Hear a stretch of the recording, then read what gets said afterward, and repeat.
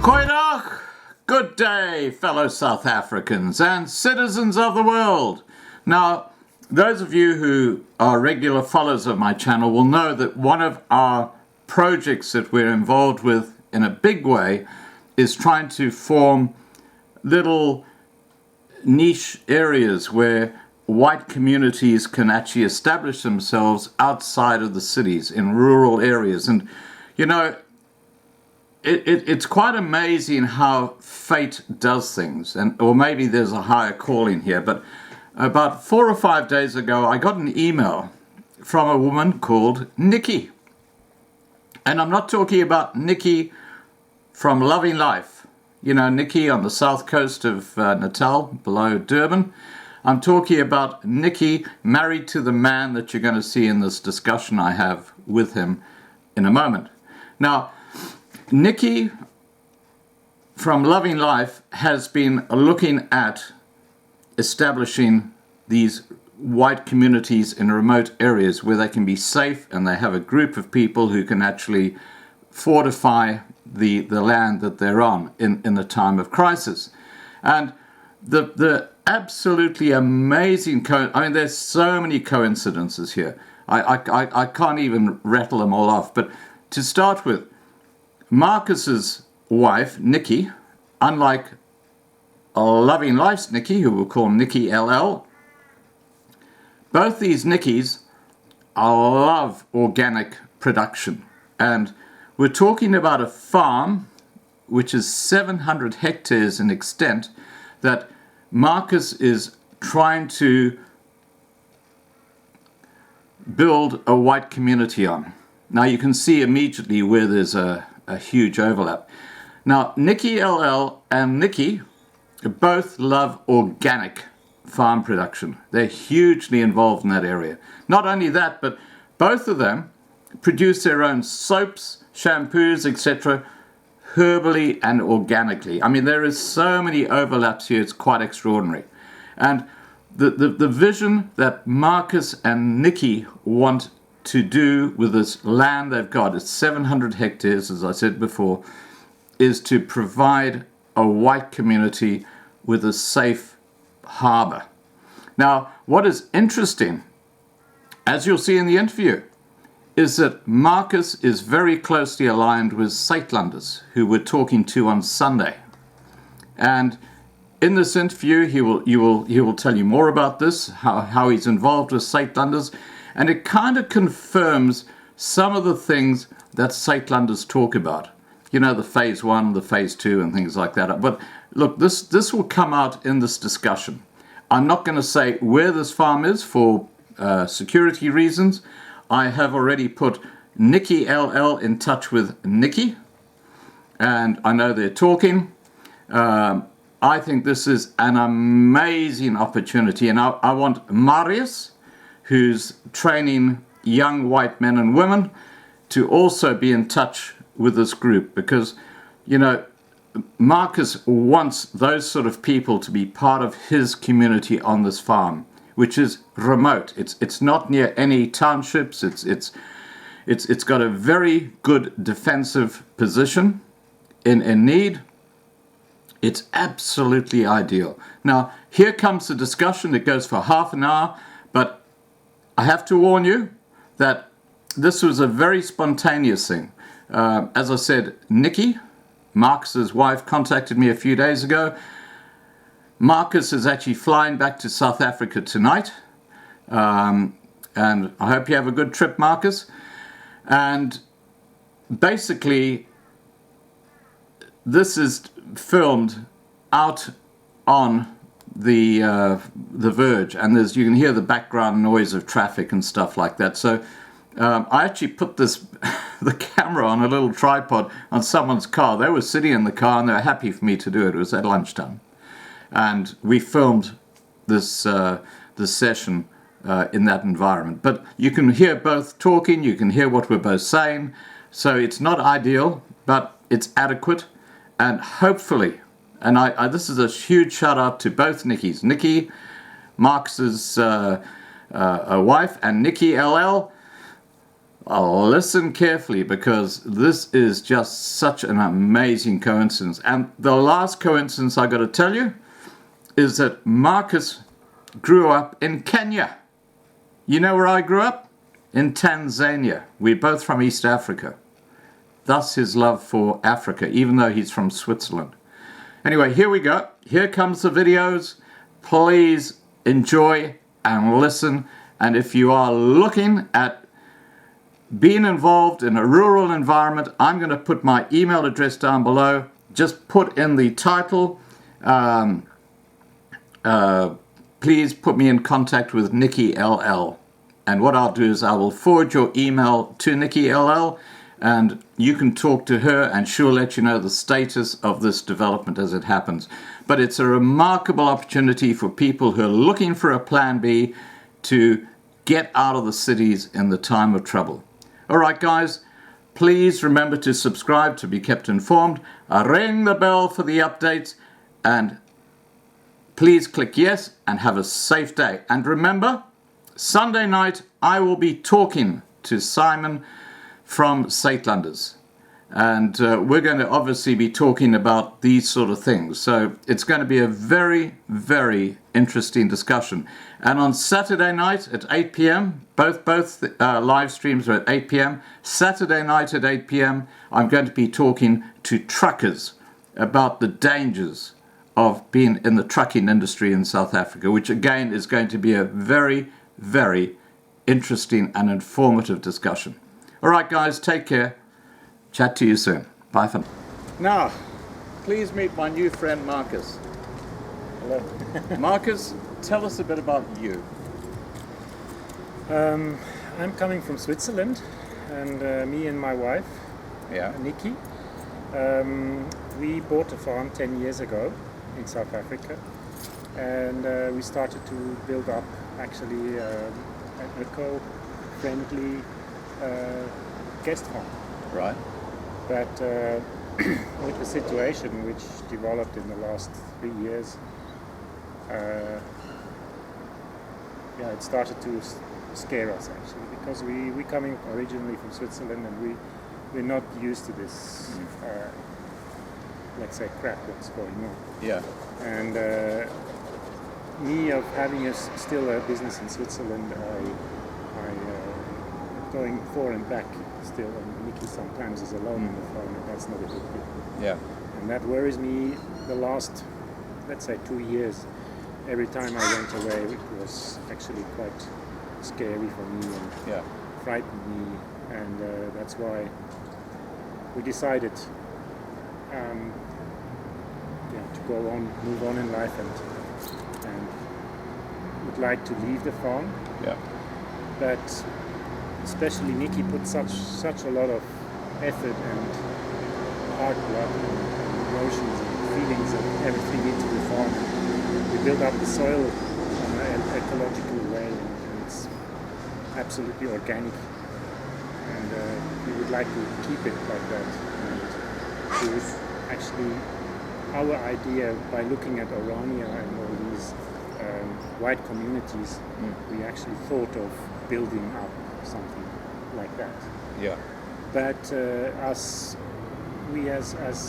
foreigners, actually, we don't have the network, and that's why actually we are following your channel since more than a year. And it's interesting how it developed. Yeah. And so I came to Australia to come and have a look on a piece of land and other things. And so that was the opportunity to quickly meet you. Yeah. Just while we're talking about that, I have to tell you that Marcus is basically here in Brisbane. He's actually caught a taxi out to very close to where I live, and that's why we're chatting face to face. So it's a great opportunity to meet one of my subscribers in that way. Now, Marcus, one of your goals, your future goals with that property you've got, is to try and get some kind of a white community on there to actually work on the farm. Now tell us about that. yeah, the plan or the idea of my wife was getting struggling white people together, because we are absolutely, we think that's the best, that you can actually come together, build up a community.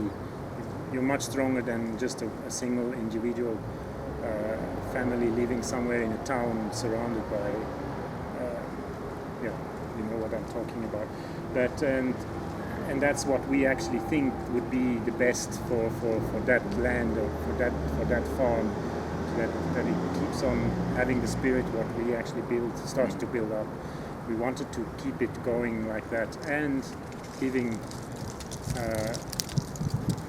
white South Africans the opportunity to get together on a piece of land and build up, or keep on building up what we started.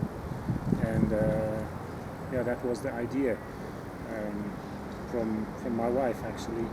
And in the beginning I thought, yeah, it's too complicated and we're going to be involved with all these political stories, but listening to your network and following also those ideas which developed in all those months now, we're actually quite convinced that we can also be one of those spots where white people can get, white South Africans have a future, to stay together, build up something together, as actually their forefathers built it up South Africa. Yeah. And that's our idea, and it's not our idea, it's actually taken over, because we read a lot of Orania. We had not the opportunity to go there and have a look, but I know how it works, and from your side we also got the information that there's quite a lot of things going on in the similar way, and that's why we actually following that track, and we would like to be a part of this development. Yeah. Well, look, just so you guys know, right now we are filming in probably the least ideal place you can think of, but it's the best we could find, because it's outside a shopping centre in Brisbane. You can hear traffic going past, so if there is a bit of background noise, I'm sorry we can't avoid that.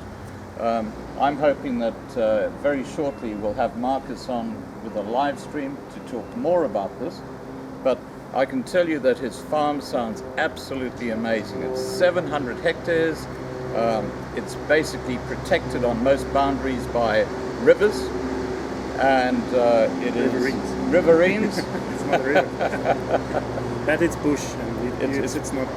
So it's a very secure area, and it's pretty well ideal for the sort of thing that Nikki, who's one of our community in south coast of Natal, is wanting to develop, and we're actually working on making that happen.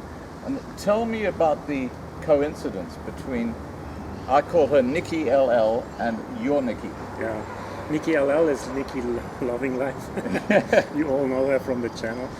And my wife is also Nikki, and she is a naturopath, and everything what I heard from you is actually she's doing exactly the same as when my it Nikki comes does. to herbs and things like that.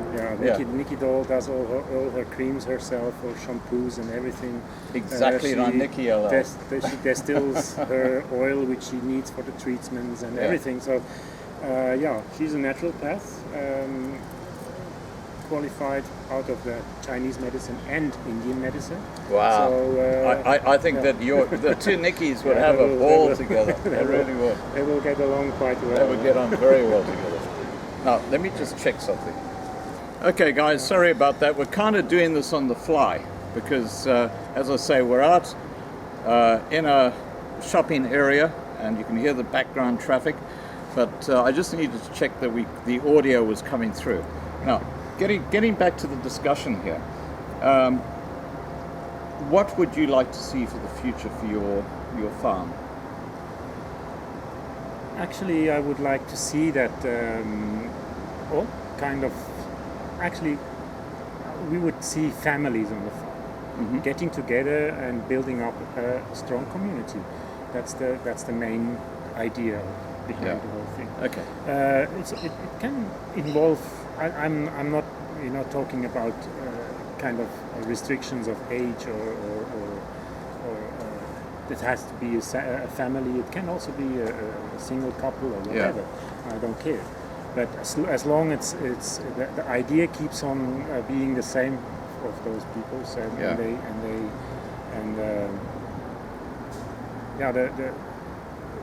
the idea of being a self-sufficient organic Community. farm. It has to be for us or for Nikki.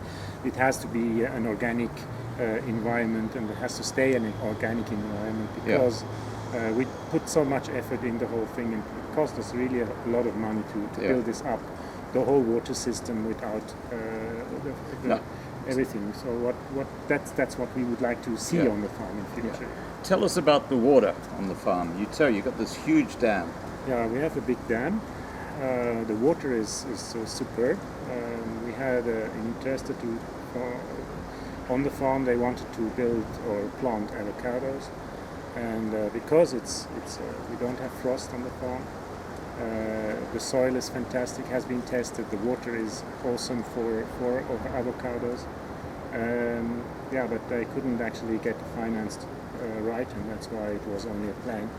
But at least they had all the testing made for us, and so we can actually say that we can take those results out of that survey, and everything was perfect for at least avocado. So and as you know, avocado is quite a fussy thing, and so that shows that you can actually plant everything. Now, you said something like you can actually cultivate something like 30 hectares of land for avocados. They wanted to plant 30 hectares of, and that was the business plan. Yeah. And the capacity is a 30 hectare piece. That's a huge bit of land. For just for avocados. But as I said, you can actually plant everything on that piece. Yeah. We have on that big, it's 700 hectares. We have only out of that piece of land, it's about 300 hectares only forest. Yeah. So you see, there's enough groundwater. The dam is fed by a artesian well. It's a huge amount of water. It's all in the farm, so we don't have to share the water. So that's basically what you can do. Actually, our idea was actually doing, not to create a lot of costs, making houses out of block houses, out of the blue gums. We have them all over the farm. Right. So that's you can do everything what you want. Yeah. Okay. Now, you mentioned that there's something like 3,000 liters an hour coming into the dam after 6 years of drought in the area, which demonstrates that there's a huge water reservoir underneath the ground there. Yeah, that's the big plus on that farm is, since it's dry like that, everybody is in South Africa who knows the water situation and the drought what we have facing at the moment is, we are blessed that we have that amount of water, and all our trees they're not dying, so it shows you that there is enough water in the ground, and the water table of the dam dropped about 1.5 meters in all those years. So it's not much. And that's how it is. And as I said, the dam is fed by an artesian well. That's most of the water is catchment. So that's the point. Now, one of the things is that we have other members of our community like Marius and Martin who are actually training young white South African males and females in bushcraft. How to live out in the bush, how to actually protect themselves, defend themselves. And these are the sort of people that you're looking to encourage to be part of this project, aren't you? Yeah, we are also part of, on the farm, we attended the Sightlanders. Mm-hmm. And I'll be talking to Sightlanders on Sunday night. our farm is on a back remote place on the farm is a section where we planned, and we had some training already going from the Sightlanders on our farm. So it's actually a phase 1 place. So they can get together there and get prepared.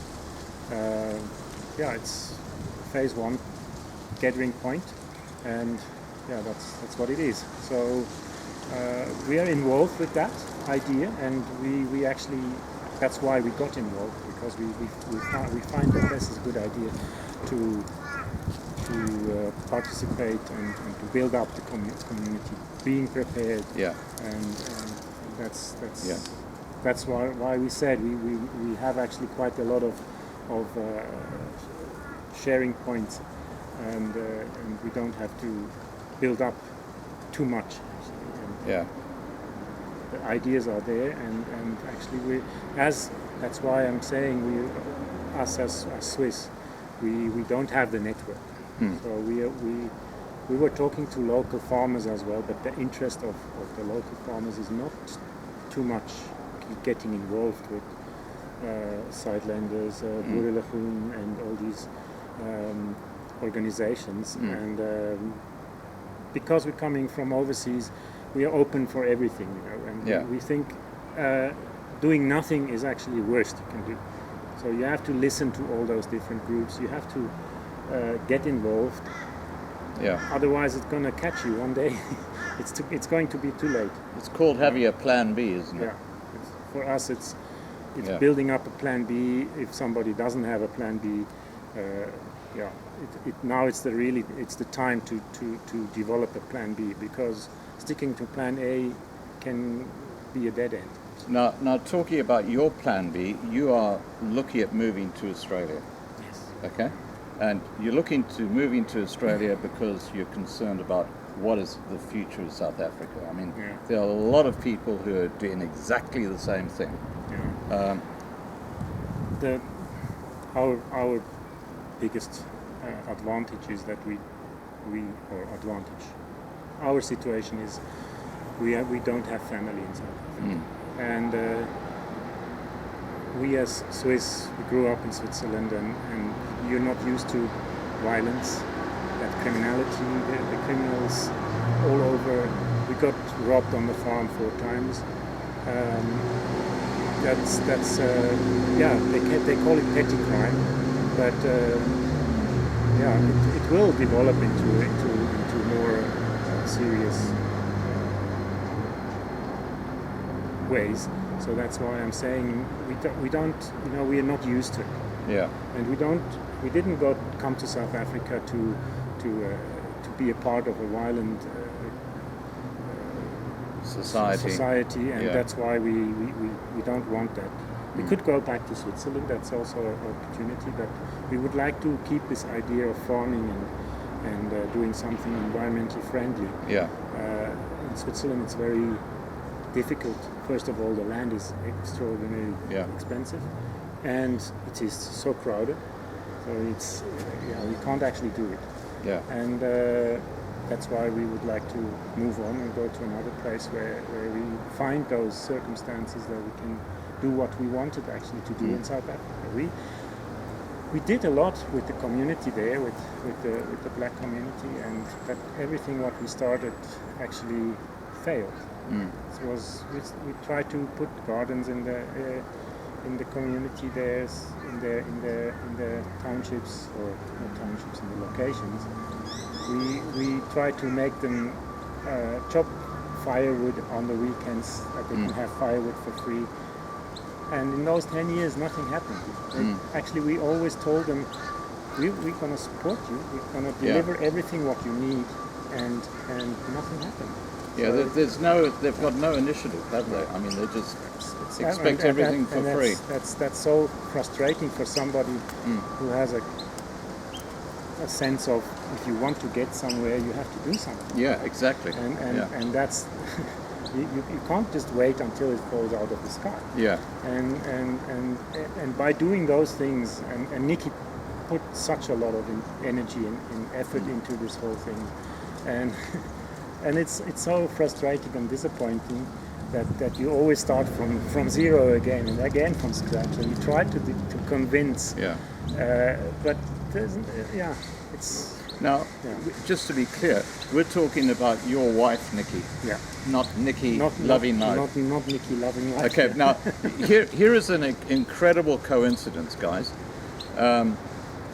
Marcus's wife, Nikki, is a naturopath, and she uses natural products to make soaps and shampoos and all sorts of stuff.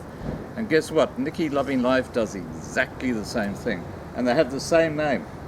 And I have put Nikki Loving Life directly in touch with Marcus and Nikki, and I'm hoping that they will be able to build a white community on this block of land, or this acreage. 700 hectares. Yeah, that's quite big. 700 hectares of land, and it's basically quite flat, isn't it? No, that's the point that we'd say on the borders, on the south side on the farm, southeast and west side on the farm. We border to our neighbors with riverines. That's the steep parts of the farm, but on top of the farm it's quite flat. Okay, fantastic. Well, look, I'm going to put this video up on the channel. I'm going to direct Nikki Loving Life to it. And Marcus, I'm sure that you're going to be meeting with her when you're back in South Africa. Okay. You're off to South Africa tonight, aren't you? Yes. Yeah. And I really appreciate you coming out here especially to meet me. No, because, you know, this is such a hugely significant moment, because if we can get this happening, if we can get a white community working on your farm, it's going to be good for everybody. I think so. It would be benefiting all of us. Yeah. It's a so-called win-win situation for us, that we can keep on going, and we know that something positively going on the farm. Yeah. We spend so much effort and because one of the things you got happening right now is you got these veggie patches underneath. It's like cloth. Yeah. So you've already got a farming operation that's profitable happening there. It's really just you're looking for a community to come in and develop it and build it up and enlarge it. Yeah. So the potential is amazing. Yeah. That you have the efficient or sufficient amount of water. So all what you have to do is get your fingers in the dirt and work. Yeah. Okay. And just to be clear, guys, Nikki's going to be talking to Marcus and his wife, Nikki, and you know, if they are able to put something together, Nikki Loving Life will be in charge of the project. And what I'll do is I will put my email address below this video, and if you just email me if you're interested in participating in a project like this, being part of a small white community. How many families could you accommodate on the farm? I haven't been that far, you know.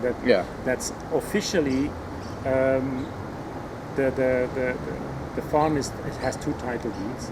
Right. And on one title deed we're actually already at the maximum of buildings which are allowed on the farm. You've got chalets up there, haven't you? We put 2 guest cottages and a big farmhouses on that piece. We have a shed and so on. And we went to the municipality and asked what kind of buildings can we do on top of those ones. And they said you can put as many worker accommodation or worker houses as you want, but there must be workers. You can't put up just another you can't make it a suburb. No, you can't. you cannot, because it's declared as a farmland. I don't know. Maybe we have to talk to Nikki LL. Yeah, Nikki Loving Life. that we can find out what legal actions we can do on the farm, and how we can actually get the most and the best out of it without getting too much into a gray zone or even in an illegal. Well, you don't want to go into the illegal area. No, because they're going to catch us very quickly, because they wouldn't like it to happen on that farm. hypothetically speaking, if I was a white family living in a squatter camp somewhere around South Africa, and I was desperate to get out of that situation, and I was desperate to go and work on a farm, I could become a worker, I could have a little house, and as a worker, there's basically unlimited number of worker houses that could be developed. As long as they are, as far as I understood, the municipality worker there, as far as I understood, is allowed to have, as long as they are employed by the farm, they can have an accommodation on the farm. So that means they can build up a little blockhouse or whatever. Yeah. And that would be the nice thing, you know. And they would have electricity, and they would have water, and they would have obviously all the basics. Yeah. We are still on the grid, but we are planning actually to go on solar. And the water is anyway not a question. So we are halfway there. So every little chalet had to have his own solar panels so that everybody can produce their own power. But that's on a later phase to start talking about these things. Yeah. First of all, we must bring those people onto the farm. I think that's the main action, or the first thing that we have to go follow that. Yeah. Now, you have had some involvement with Saitlanders. Tell me about your views about Saitlanders, the organization. First of all, I think this is a fantastic organization, because being prepared is always better than being having surprised. no plan B. Yeah. And that's what, you know, we're coming from Switzerland, and Switzerland is based on this idea, coming out of the history of the Second World War, where Switzerland was isolated and having all these bunkers in the Alps, and they built everything like that to be self-sufficient, to just be Switzerland as it is, and keep it like that. And I think that's something what speaks to me. I like this idea, looking after yourself and looking after your people, and being independent, and protect what your values are. You know, like Christianity, wanting to work and wanting to achieve something together as a community. Fellowship. That's our your goal. That's what's talking to me, and I think that's the main thing what makes us going. Yeah. Well, guys, look, it's been an absolute pleasure meeting with Marcus. I know this is very spontaneous. I know it's not perfect. It's not ideal. We're not in a special media room doing this. We're out in, as I say, we're out in the open. You're a shopping center, and there's a lot of background noise happening, and there might be a bit of wind happening too. But this has been a very, very important interview and a very important time to meet Marcus, because from here, we're going to be making sure that the two Nickies, who have so much in common, it's amazing, that they are going to be talking to each other.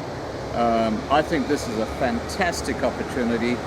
Please, if you're interested in participating, getting yourself out of one of those cities which is just like a death trap if things go pear-shaped, if you want to go to a safe spot, and Saitlanders, as Marcus has mentioned, know about this spot, so it's not like it's somewhere which is going to be dangerous. It's quite amazing. And Nikki LL, as we're going to call her now, Nikki Loving Life, she is going to obviously, if things work out, she's going to go and have a look at the location, and then she will certainly be talking to people who would like to participate.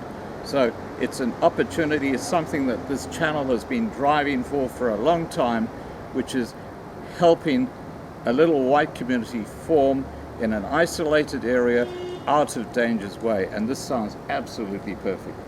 It is. It would be perfect. And we're working and having that idea for a long time. And so now we can make it happen. Fantastic. Marcus, it's been an absolute pleasure meeting with you. I know you got a plane to catch, but you know, look, we'll definitely be on Skype in the near future. Sure. I will make sure that Nikki chat, and look, have a safe trip. Thank you. And I'm sure this is going to work out. I'm sure it's going to be absolutely fantastic. Me too. Alrighty. I'm looking forward. Yeah. Thanks so much. Okay, Marcus.